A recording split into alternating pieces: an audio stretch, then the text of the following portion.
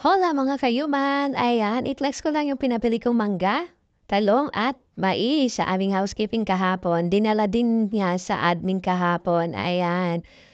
So yan guys, tingnan nyo ang kanyang mangga. Sobrang laki niyan. Sa halagang 5 reals. Ayan, may mangga na ako na maniba-niba. Ayan, tapos guys, yung tanong niya, ayan, pahaba, hindi siya oblong shape na nabibili ko katulad na nabibili ko sa supermarket.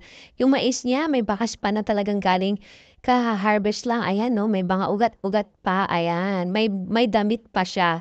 Ayan, yung nabibili sa supermarket na mais, hubad na siya, eh. Ayan, ready to cook na siya. Ayan, tapos yung talong niya, ayan. 'Di ba? Pinabili ko talaga siya sa housekeeping namin. Namili talaga ako. Marami pa actually na mga gulay-gulay daw doon. Kasi nasa Damam area actually yung mga fresh na vegetable, ng mga gulay. Maraming